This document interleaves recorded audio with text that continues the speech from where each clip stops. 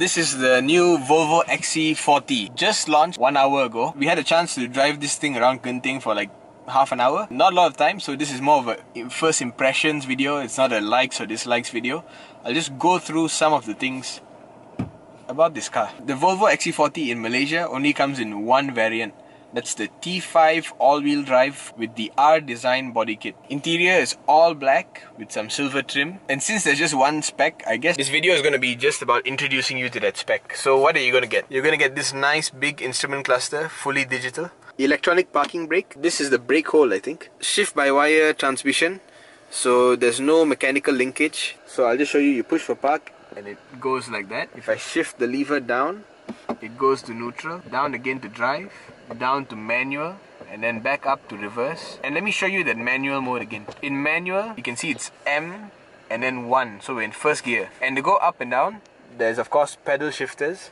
They're chromed in front, and the back has a rubberized finish. And I'm not sure if this is a first for Volvo. When in M mode, you can shift up by pushing the lever to the right and down by shifting to the left. That's why it's indicated as left and right like that. So it's right for up and left for down. The interior is very similar to the 90 and the 60 series, but of course it's got its own character to it because it is a much smaller car. It's not like the 60 and 90 series cars, because this doesn't sit on the same platform. The 60 and the 90 series cars sit on the SPA platform. This is the CMA Compact Modular Architecture platform. It's a lot shorter, the wheelbase, but it's also built for electrification, smaller engines, things like that. As you can see, the package is really nice. It's got this nice broad stance. If I'm not mistaken, if I kick it like that, there you go. The boot opens up. It's got hands-free boot opening, as you just saw, and of course, you can just push a button to close it, but let's not do that right now. The boot is actually surprisingly big. It's a bit narrow but deep and tall as well. Quite usable space. And you've got this 12-volt socket, of course. Some bands to strap in stuff. You can open this up. Oh, no spare tire. What do you know?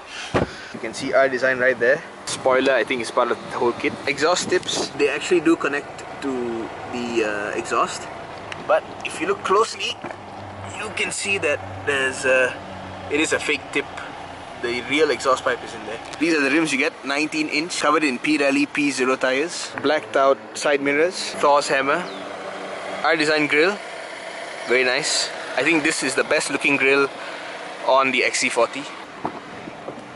Even though the XC40 is the smallest premium SUV that Volvo sells, they wanted to highlight just how efficiently they designed the interior. The space in the back is not huge. If you take a closer look at the way this door card is designed. It's got soft touch felt-like material inside, and it opens up to a big space which you can put a bottle or a phone, maybe even a tablet in. You've even got another 2 holders here. Not sure what you would put there. 2 cup holders here. Twin blowers. It's a nice chrome finish as well. And another charger down here. Let's see what it is. Oh wow! USB-C charger at the back. That's very surprising. Of course, Isofix hooks. How can they not have those? Yeah, you can unlatch these, open it up. Folds completely flat, not even a bulge. So you open up the boot to a really big size if you fold both the seats down. Aluminum pedals. So the steering is adjustable. There's no electric motors. That's the problem. Our design steering wheel. Really like it. Close that. Just like the back, there's a huge door card that's peel open like this. And yeah, you can see my phone's in there. For reference, this is the Note 5. Lots of space all the way to the back. 2 cup holders. Qi charging. Nice feature. USBs, 2 chargers here, 12-volt power socket, and these vents look slightly different from the 90 series and the 60 series design. Your big sensors, what is it, 8-inch infotainment system. All the features are in here. You can, I think, press and hold and rearrange features wherever you want them to be. Really nice. Oh, it's got lots of safety features. One of the biggest selling points is safety features, but we can't test any of those today. Maybe during the review, who knows. Here's the glove box, really tiny, but you know, there's space everywhere else to put things. Just like the 90 series, the design language is very similar. You know, in the 90 series, these handles are a bit longer. This is Volvo's current design language, and it's translated in a much smaller form. But I have to note, some parts in here don't feel like the 60 or the 90 series in a lot of other ways. The drive mode over here instead of being a little button here. The start stop button being over here instead of being a twist knob.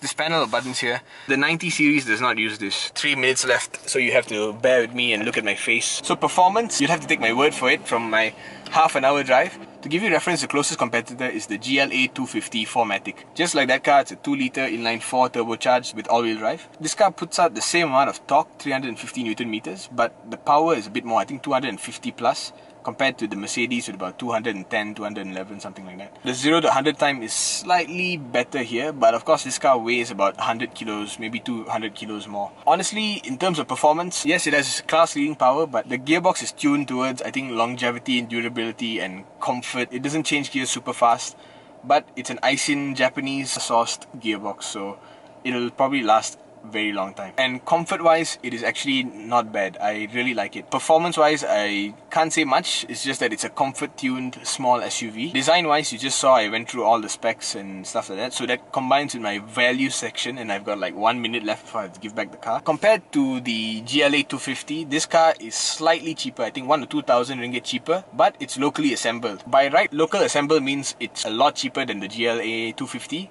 But instead of packaging it as a cheaper alternative to the GLA 250, what Volvo Cars has done is they've put in all the spec, all this equipment. You can go to the site like carbase.my and compare the GLA 250 with this car, the XC40, and you'll see that almost everywhere you get more with this car. Value wise, it's a really good package. You should go and test it out. Thanks very much. Autofile signing.